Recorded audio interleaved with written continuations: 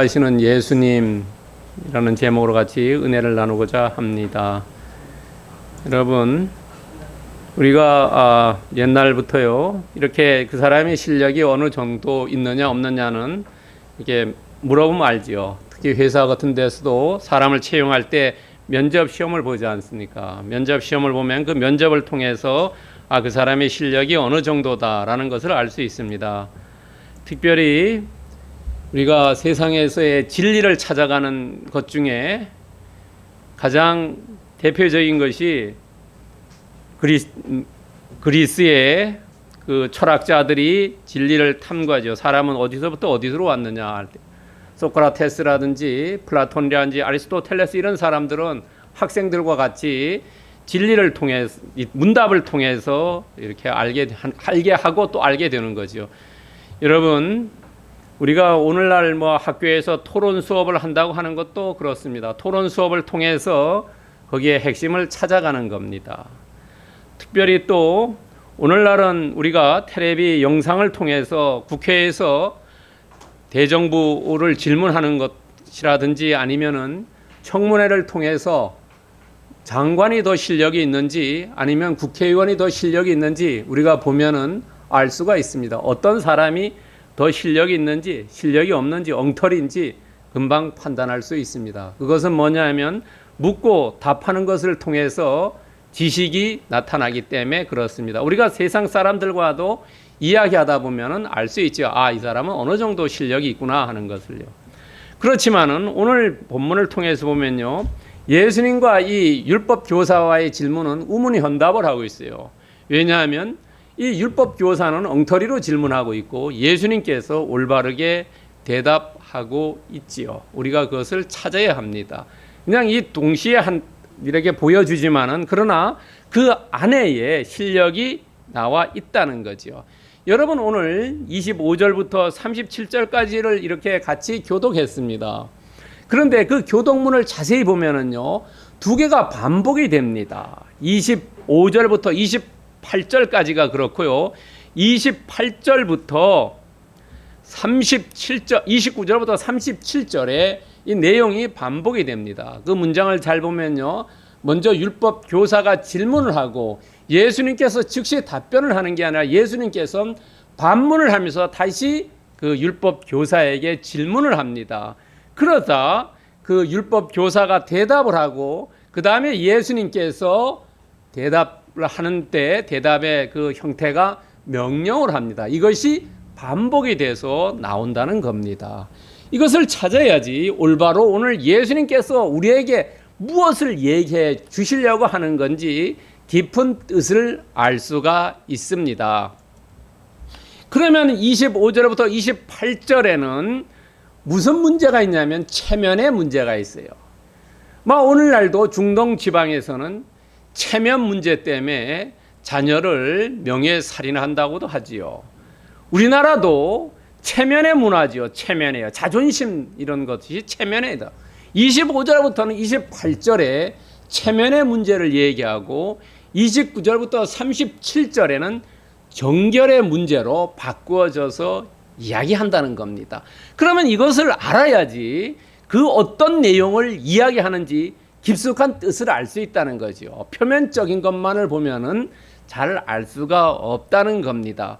그러나 25절부터 28절, 29절부터 37절에 여기에는 공통적인 이야기가 있다는 겁니다. 그 공통적인 이야기가 이웃과 행하라 아니면 하라는 겁니다. 이웃이 25절에서 28절에 나오고 29절에서 37절에도 이웃이라는 단어가 나옵니다. 그리고 예수님께서 마지막에 명령할 때에 행하라 또는 하라라고 명령을 해요. 행하라와 하라는 헬라어로 보면은 포이에오라고 똑같은 단어를 썼습니다. 이것이 우리가 깊이 알아둬야 할 내용이라는 거죠. 또 오늘 첫 번째 25절부터 28절에는 예수님께 이 율법 교사가 질문을 합니다. 뭐라고 질문하면 어떻게 하면 영생을 얻을 수 있느냐 이렇게 얘기합니다. 근데 영생이라는 것은 우리가 알다시피 영원히 사는 것이라고 생각하지만 더 알기 쉽게는 구원이라고 생각하면 됩니다. 영생과 구원은 이퀄입니다. 같은 단어입니다. 같은 의미입니다. 그러니까 우리가 구원을 받는다는 것은 곧 영생을 얻는 것이고, 영생을 얻는다는 것은 구원을 받는 것입니다. 여러분, 그런데 이 율법 교사가, 여러분 본문을 잘 펴보시기 바랍니다. 율법 교사이기 때문에 이 예수님에게 물을 때에도 율법으로 물어요. 그리고 예수님이 율법에 대해서 반문을 하는데 뭐라고 반문하면 두 가지를 반문합니다. 여러분 26절에 보세요. 26절에 보면은 예수께서 이르시되 율법이 뭐라고 기록되어 있느냐 하고, 하나는 그것이 어떻게 읽느냐는 거예요. 두 개를 얘기해요. 무엇, what하고 영어로 하면 how래요. 어떻게 기록됐고 어떻게 너가 그것을 이해하고 있느냐, 이렇게 얘기하는 겁니다. 그러니까 성경에서 여러분 우리가 알다시피 성경에 기록되어 있는 것을 읽고 그것이 우리에게 어떤 의미로 다가왔느냐라고 물어요. 그런데 이 율법 교사는 대답을 하는데 어떻게 대답합니까? 이 율법 교사니까 성경의 구절을 가지고 답변을 하는데 와세만 답변을 하는 거예요. 뭐라고 기록되어 있냐만 답변을 합니다. 그 의미가 뭐라고 이야기하느냐는 얘기를 하지 않는다는 거죠. 여러분 27절에 보면은 마음을 다하고 목숨을 다하고 힘을 다하여 하나님을 사랑해라. 이것은 신명기 6장 5절에 나오는 겁니다. 신명기 6장 4절부터 그 유명한 쉐마지요. 쉐마요. 이스라엘아 들으라 그러면서 너가 온 것을 다해서 하나님을 사랑해라. 율법 교사이기 때문에 다른 구절을 이야기하지 않고 성경에서의 이야기는, 우리도 세상 사람들에게 얘기할 때 성경 구절에서 뭐라고 얘기하는 이것을 근거로 해서 얘기해야지, 내 뜻대로 얘기하면 그것이 엉터리가 될 수 있고 자의적으로 될 수 있다는 거죠. 객관성 있는, 누구도 이해할 수 있는 팩트에 근거해서 이야기했다는 거죠. 율법 교사이기 때문에 두 번째로는 뭐냐면 레위기 19장 18절에 내 몸같이 너의 이웃을 사랑해라는 거죠. 사랑해라. 이 레위기 19장 18절에 나오는 것을 이 율법 교사가 예수님에게 얘기했어요. 뭐만 기록되어 있는 것만 얘기했어요. 예수님이 질문한 거 하나 답하지 않았어요. how를 답하지 않았다는 거예요. 너가 어떻게 그 성경 구절을 이해하고 있느냐? 이것은 답하지 않았다는 겁니다. 그러나 예수님은 이 율법 교사를 결코 책망하지 않았어요. 뭐라고 얘기했냐면 칭찬하고 명령했어요. 그런데 예수님도 칭찬하고 명령하는데 이 율법 교사가 성경 구절을 가지고 얘기하니까 예수님도 어떻게 합니까? 성경 구절로 얘기했다는 거죠. 답변을 성경 구절로 했다는 겁니다. 이것이 중요한 거래요. 여러분 레위기 18장 5절에 보면은 너희는 내 규례와 법도를 지키라. 사람이 이를 행하면 그로 말미암아 살리라. 나는 여호와니라. 이를 행하면 산다 그러죠. 예수님께 뭐였어요? 너가 이같이 하라. 그러면 산다 하는 거예요. 그렇게 해다. 그러니까 예수님은 이 율법 교사가 율법으로 얘기하면 율법으로 답변을 했다는 거죠. 여기까지가 율법 교사가 답을 탁 듣고는 이분이 선생님이라고 그랬죠. 예수님을 큐리어스, 주라고 얘기하지 않고 메스터라고 얘기했어요. 선생님이 이거 딱 하니까는 자기가 딱 막혔어요. 수치당했어요. 왜냐하면 이 율법 교사는 자기가 이 율법에 대해서는 완전히 알고 있다고 이렇게 자부했는데 예수님께서 율법을 가지고 대답을 하니까 이 사람이 당황했어요. 당황하고 많은 사람들에게, 옆에서 있던 사람들에게 약간 창피함을 느꼈어요. 그래서 29절에 다시 질문을 합니다. 이 사람이요. 질문을 해요. 뭐라고 질문하냐면 이때는 약간 이 사람이 뭐냐면 화가 약간 치밀어 왔어요. 그래가지고 두 번째 질문할 때는 예수님을 선생님이라는 단어를 빼버려요. 선생님이라는 단어를 빼버린다는 거죠. 그리고 36절에 보면은 그렇게 얘기하지요. 누가 이웃이냐 했을 때 37절에요. 베푼 자다. 사마리아 사람 얘기도 안 해요. 이 사람이 약간 열받았어요. 지금 업됐습니다. 화가 치밀었어요. 했을 때 교만해졌다는 거죠. 예수님을 선생님이라고 부르지도 않고 야 뭘 하냐 이렇게. 그러면서 이웃이 어떻게 이웃이 되느냐 하는 거죠. 이웃이 누구냐 하는 거죠. 이웃이요. 근데 유대인들은 이웃을 어떻게 정의하냐면 나를 중심으로 해서 나와 가족과 친척과 친구와 동족과 그 다음에 개종된 자들 여기까지가 이웃이라는 거예요. 나를 중심으로 한다는 거죠. 내가 가운데 있다는 거죠. 그 사이사이로 조금씩 멀어진다는 거죠. 그리고 개종된 사람들까지만 이웃이고 나그네라든지 이웃이라든지 이방인들은 이웃이 아니라는 겁니다. 여러분.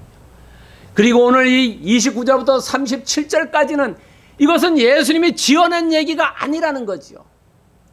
팩트라는 거예요. 여러분 선거철에는 그 후보자가 나온 사람이 거짓말을 하면은 검찰이나 경찰에 고발당하지요. 허위사실 유포했다고요. 이 예수님이 오늘 이 비유를 든 것은 허위사실이 아니라는 거지요. 만약에 허위사실이었으면은 이 율법 교사가 다시 또 어떤 것을 이야기했을 거라는 거죠. 그러니까 그 당시에 일어났던 사건 아니면 그 당시에 모든 사람이 알고 있었던 사건을 이야기했다는 거예요. 그냥 예수님께서 즉흥적으로 이야기했던 것이 결코 아니었다는 겁니다. 오늘 본문에 나오는 예루살렘과 여리고는 27km 정도 떨어졌다고 합니다. 여러분 27km면은 가까운 거리는 아닙니다. 보통 하루에 성인 남자가 걸을 수 있는 거리가 20km에서 약 30km 정도라고 합니다. 20km에서 30km 정도요. 그리고 이 여리고와 예루살렘의 이 고도차는 약 한 1000m, 1000m에서 한 1100m, 뭐 신학자마다 다릅니다. 약 한 1100m 정도인데요. 그러면 예루살렘이 더 높고 여리고가 낮습니다. 여러분 생각해 보세요. 뭐 그렇게 이렇게 27km를 1100m 차이면은 그렇게 경사진 길은 아닙니다. 거의 편편한 길은 아니지만 약간 경사가 있는 거리입니다. 그런데 이 거리를 사람들이 내려가다가 강도를 만나지요. 여러분들이 오늘 예배에 나올 때와 예배에 나올 때의 마음가짐과 예배가 끝난 다음에 돌아갈 때의 마음은 다릅니다. 예배에 나올 때는 경건한 마음으로 나옵니다. 그러나 돌아갈 때는 조금 다릅니다. 오늘 여기 어떤 사람과 제사장과 레위인은 예루살렘으로 올라가는 게 아니라 예루살렘에서 내려오는 길입니다. 여러분 우리가 아침에 올 때 예배에 올 때는 모든 사람들이 예배에 집중하기 위해서 신경을 곤두습니다. 그러나 돌아갈 때는 약간 마음이 누그러집니다. 여기에 제사장과 레위인은 그 내려갈 때와 올라갈 때는 정말로 거룩하고 경건하게 가야 되겠지만은 일을 마치고 내려갈 때는 약간 해야 할 일도 할 수 있다는 거죠. 우리가 예배에 올 때 다른 일들을 다 내려놓고 오지요. 그러나 갈 때는 이런 뭐 시장도 가게에 들려서 마트에 들려서 뭐 물건도 사가지고 가고 이러지요. 올 때는 안 그런다는 거예요. 여기에 이 키포인트가 있다는 겁니다. 제사장들 레위인들은 그렇게 하지 않았다는 거예요. 내려갈 때에 우리가 집으로 갈 때에 마트에 들어서 물건을 사는 것과 그런 심정을 해야 되는데 그렇지 않고 그냥 경건하게 갔다는 겁니다. 그 다음에 강도를 만나죠. 이 강도는 세 가지 일입니다. 강도라는 것은 강도와 절도는 다릅니다. 똑같이 물건을 훔치는 거 가져가는 것은 같은데 강도는 이 주인에게 다른 사람에게 상해를 입힌다든가 협박한다든가 이런 것을 얘기합니다. 절도는 그냥 주인 모르게 가져가는 거고요. 강도는 물건을 가져가는데 그 사람에게 힘으로 완력으로 빼앗는다든지 뭐 사람을 때린다든지 칼로 협박을 한다든지 이것은 강도입니다. 그리고 내버려 뒀다는 거예요. 그냥 방치시켰다는 이것이 차이입니다. 여러분 우리도 그렇죠. 자녀들이 막 결혼해서 이래 가면은 뭐 아들은 큰 강도라 그리고 딸은 작은 강도라 그러죠. 와서 살살살 물건 가져가고 이런다지 않습니까? 그거 생각하면 알 수 있어요. 이 세 가지 단계라는 거예요. 물건을 가져가고 못 살게 굴고 그대로 방치한다는 거예요. 뒤돌아보지 않는다는 겁니다. 그리고 오늘 세 사람이 제사장과 레위인과 사마리아인은 왜 예수님께서 앞에 두 사람은 직무로 얘기해요. 제사장, 레위인이라고 똑같은 유대인을 그렇게 직무로 얘기하고 뒤에 한 사람은 사마리아 사람이라고 인종과 직분을. 그런데 여기서 우리가 중요하게 봐야 될 것이 하나가 있습니다. 뭐냐 하면요, 이 사마리아 사람은 우리가 인종적으로 사마리아 사람이라고 하면 보통 알 수 있어요. 왜냐하면 사마리아는 북유다가 솔로몬이 죽은 이후에 남북으로 갈리지요. 북쪽으로 갈리면서 북쪽에 있는 사람들이 솔로몬이 죽은 후에 한 200년 후에 침입을 받아서 멸망을 합니다. BC 722년에 멸망을 당해요. 오늘날로 시리아에 있는 사람들이 쳐들어와 가지고 멸망시키고 그 사람들을 막 결혼시킵니다. 자기들과 결혼해서 혼혈이 되면서 민족이 다르게 되죠. 그래서 이 남쪽의 유대 사람들이 야 쟤네들은 유대인이 아니고 사마리아 사람이다. 그 지역 사마리아 사람이다. 그런 인종적인 구별을 해요. 또 하나는 이 사마리아 사람은 유대 유일신 여호와 하나님을 믿지 않고 다른 신을 믿었다는 거예요. 그래서 이 유대에서 사마리아 사람이라고 얘기할 때는 이단 사이비를 얘기한다는 거죠. 우리가 여기서 아주 매우 중요한 얘기를 할 수 있어요. 이 사마리아 사람이 그 강도를 도와주는데 그 사람이 유대인인지 아니면 진짜 사마리아 사람인지 인종으로 구분하는지 아니면은 정말로 유대인인데 율법에 맞지 않는 행동을 하기 때문에 이 사람이 사마리아 사람이라고 또 이야기할 수 있죠. 왜냐하면 사마리아 사람이 여리고에서부터 예루살렘까지 그 당시에 왔다 갔다 여행할 처지가 아니었다는 거죠. 여러분 제가 생각하기에는 인종적인 구별보다가 오히려 정말로 여호와 하나님의 율법을 지키지 않는 많은 사람들로부터 손가락질 받던 그 유대인이 아니냐는 생각도 해볼 수 있다는 거죠. 여러분요. 여러분 우리 주변에서 사람들을 잘 볼 때 부자들은 더 인색해요. 돈 많은 사람이 밥도 잘 사고 더 잘 베풀어 줄 것 같이 생각하지만 그렇지 않다는 거지요. 오히려 좀 덜 축복받고 덜 가진 사람들이 오히려 밥도 잘 사고 다른 사람 잘 도와준다는 거지요. 이 정말로 정통 유대인들 이 사람들은 인색했지만은 이 사이비 이단 사마리아라고 사마리아 사람이라고 지칭받는 이 유대인은 사람 도와줬다는 거죠. 여러분 요한복음 8장 48절에 보면은 유대인들이 예수님 보고도 사마리아 사람이라고 얘기해요. 이단이다 이 얘기를 합니다. 여러분 요한복음 8장 48절 한번 보세요. 거기서 예수님을 이 유대인들이 사마리아 사람이라고 칭합니다.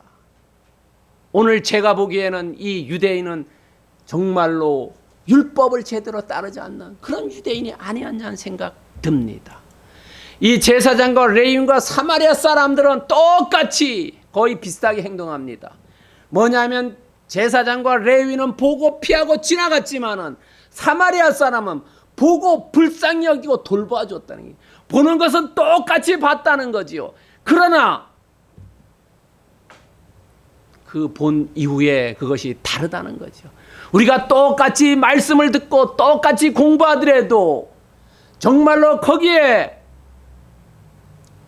레마로 다가오는 사람이 있고 그냥 로고스로 남는 사람이 있지요.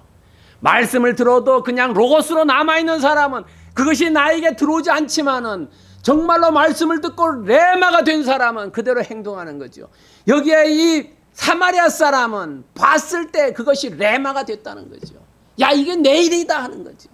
그러나 제사장과 레위는 내 일이 아니다. 이렇게 생각했다는 겁니다. 여기서 특별히 불쌍히 여겼다 하는 얘기죠. 이것이 매우 매우 중요한 단어입니다. 여러분요. 이 불쌍히 여겼다는 것은 신약 성경에 12번 나오는데 이것이 전부 예수 그리스도와 관련이 있다는 겁니다. 예수 그리스도, 다른 데는 쓰지 않았어요. 오직 예수님에게 12번 사용됐다는 겁니다. 불쌍히 여긴다는 것은요. 여러분, 요한복음 3장 16절에 하나님이 우리를 사랑했다고 했죠. 사랑했다는 것이, 사랑해서 독생자를 보내주셨는데 그 사랑이 뭡니까?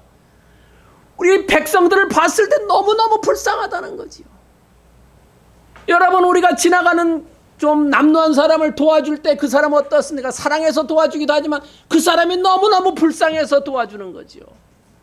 예수님께서 사람들을 봤을 때 너무너무 불쌍해가지고 기적도 베풀어 주셨다는 거지요. 여러분, 그 중에 특별히 3번은 예수님께서 말씀을 하실 때 비유를 들어서 얘기할 때 이 말을 사용했다는 거죠. 이 단어를요. 여러분, 특별히 누가복음 15장 20절에는 어떤 것이 나옵니까? 돌아온 탕자 이야기 나옵니다. 돌아온 탕자 이야기 나올 때 거기 15장 20절에 보면 아버지가 멀리 자식 오는 걸 보고 어떤 생각을 가졌어요? 측은한 생각 가졌다 그래요. 그리고 달려나가서 껴안고 목에 입을 맞췄다 그러지요. 측은한 생각, 불쌍히 여겼다는 거예요. 여러분, 오늘 이 사마리아 사람이 불쌍히 여긴 거 똑같은 단어 씁니다. 또 마태복음 18장 27절에 보면은 주인이 10,000달란트 빚쟁이한테 그 달란트 탕감해줘요. 불쌍해서 탕감해줬다 그래요. 그러나 이 10,000달란트 탕감받은 사람은 자기에게 100달란트 탕감받은 사람을 탕감해주지 않지요. 그래서 사람들이 왕에게 고소하지요. 야, 이 사람 이런 사람이. 그래서 야, 너 다시 감옥에 가두지 않습니까? 불쌍히 여겼다는 거예요. 불쌍히. 예수님이 비유해서 3번 불쌍히 여기고 나머지는 예수님이 말씀하시고 불쌍히 여겼다.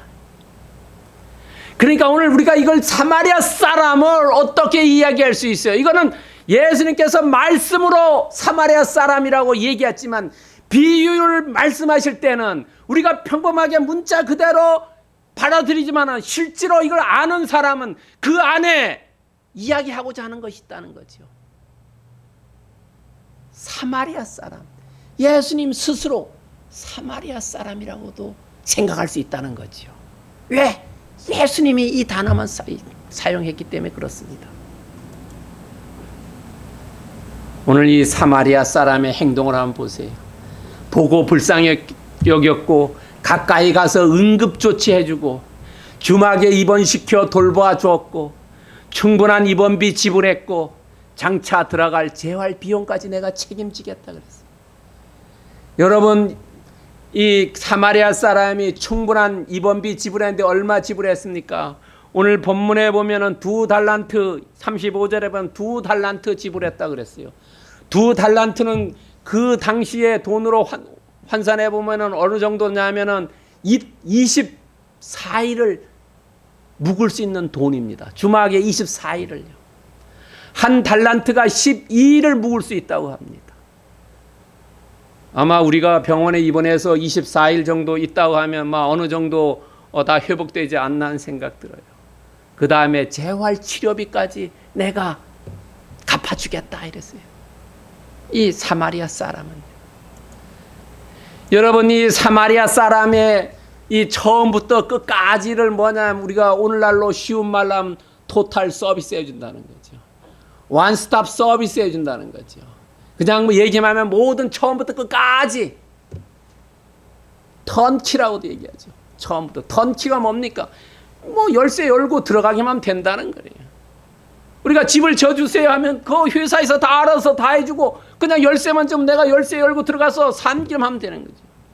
오늘 이 사마리아 사람은 보고 가가지고 돈 다 뭐 치료해주고 응급처치해주고 입원시켜주고 나중에 입원비 다 지불해주고 재활비까지 내가 책임져 줄 테니까 완전하게 해줘라 라고 이야기하지요.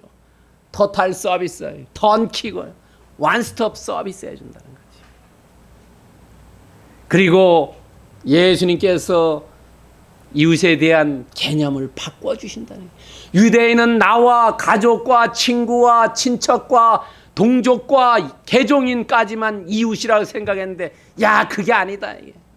이웃의 개념은 너가 생각하는 그런 존재가 아니라 너가 선행을 베풀어서 만들어가는 것이 이웃이다는 거죠. 우리 속담에도 이웃 사촌이라는 말은 서로 도움을 주고 도움을 받을 때 이웃 사촌이지, 오늘처럼 아파트에서 그냥 왔다 갔다 하는 사람은 이웃 사촌이 아니라는 거죠.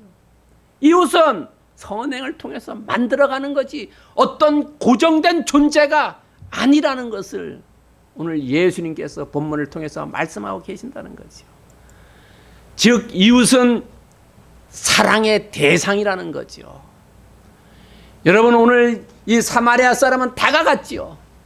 우리도 좋은 친구가 되고 좋은 이웃이 되려면 내가 다가가는 것이 먼저지, 그 사람이 내게 다가오는 것이 먼저가 아니라는 거죠. 여러분,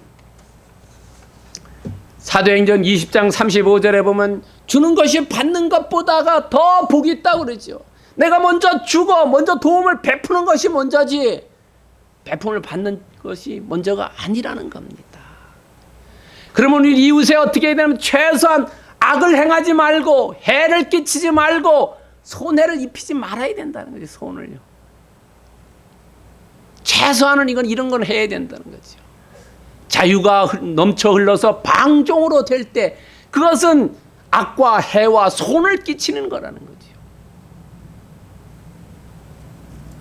그러면서 오늘 본문을 통해서 우리가 하나 귀하게 알아야 될 것은, 이 어떤 사람이 강도 만났을 때에 거의 죽게 되었을 때 도움을 받아들였다는 거죠. 여러분, 우리가 예수 그리스도를 만날 때 어쩌습니까? 정말로 내가 곤경에 처했을 때, 바닥에 떨어졌을 때 그때 예수 그리스도를 붙잡는다는 거지요. 대부분의 사람들이. 오늘 강도 만난 사람들도 이 사람 유대인인데 평소에 도움 받지 않았을 거라면 체면 때문에. 여러분, 비 올 때 우산 들고 가면 옆에 어떤 사람들은 옆에 들어와서 같이 쓰고 가자는 사람도 있지만 어떤 사람은 비 맞으면서 그냥 갑니다. 왜냐하면 내가 왜 저 사람의 도움을 받느냐 하는 거죠. 나는 비 와도 내가 우산이 없기 때문에 비를 맞고 간다고 하는 거예요. 체면 때문에요. 체면 때문에 도움 청하지 않았지만은 마지막 단계 막장에 떨어졌을 때 비로소 도움을 받아들였다는 거지요. 여러분요, 이것을 통해서 오늘 예수님께서 비유로 말씀하신 깊은 뜻은 뭐냐면, 너가 나와 이웃이 될 때 유대 율법 교사 너희들이 잘난 척하고 율법을 막 들어대는데 너가 정말로 나를 이웃으로 받아들여라. 그래야만 너가 영생을 얻을 수 있다는 거예요. 어떻게 영생을 얻느냐 그러지요. 여러분, 누가복음 18장 18절에 보면은 부자 관원이 어떻게 영생을 얻을 수 있습니까? 얘기했을 때 뭐라고 얘기합니까? 너 재산 다 팔아 남 죽은 다음에 따라오면 된다고 얘기했죠. 그때 그 사람이 울며 가버렸지요.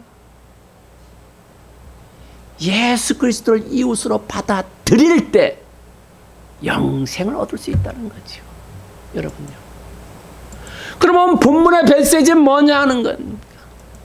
너의 율법 교사, 너 삶의 방향을 바꿔라 하는 거예요. 변경시켜라 하는 거예요.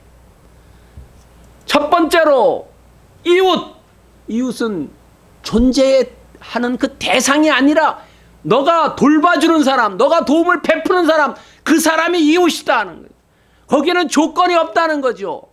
인종이라든지 빈부라든지 뭐 높고 낮은 거 관계없다. 너가 도와주는 사람이 이웃이다는 거. 이 개념을 예수님께서 율법교사에게 바꿔줬다는 거죠. 우리에게도 얘기한다는 거죠. 우리도 내가 도와줄 수 있는 사람, 그 사람이 이웃이라는 거죠. 이웃 사촌이라는 거죠. 두 번째는 복음을 영접하는 사람이 영생할 수 있다는 거죠. 예수님을 이웃으로 받아들이는 사람. 내가 너희들이 불쌍히 여겨서 이 땅에 왔는데 너희들이 나를 받아들이면 영생할 수 있다는 거죠. 영생이 신명기 6장 5절과 레위기 19장 18절에 나오는 그 말씀이 아니라 나를 받아들이는 거, 나를 믿는 거, 그게 영생이라는 거죠. 영생이 다른 데 멀리 있는 게 아니라 나를 받아들이고 나를 믿고 나를 따르고 나의 행한 것을 실천하는 것, 그것이 영생이라는 거죠. 예수님도 우리에게 말씀하고 계시요. 뭐라고 하냐면 계시록 3장 20절에 보면은 내가 문 밖에서 두드린다. 내 음성을 듣고 너가 열어라는 거예요. 율법 교사 너가 마음을 찢고 나와라는 거예요. 내가 너에게 두드리지 않느냐는 거죠. 요한복음 3장 15절에 보면은 믿는 자마다 영생 얻는다는 거죠. 너가 나를 받아들이고 믿어라. 그러면 너는 영생을 얻을 수 있다. 영생의 율법이 아니다 하는 거죠. 나를 믿는 거. 우리가 예수 그리스도를 믿는, 여기에 영생이 있다는 거죠. 이 사마리아 사람의 도움을 받아들이는 어떤 사람은, 강도 만난 어떤 사람은 어떻게 됐어요? 응급처치 받았고 주막에 입원했고 그리고 장례의 재활비용까지 받았다는 거죠. 이것을 우리에게 시사하고 있다는 거죠.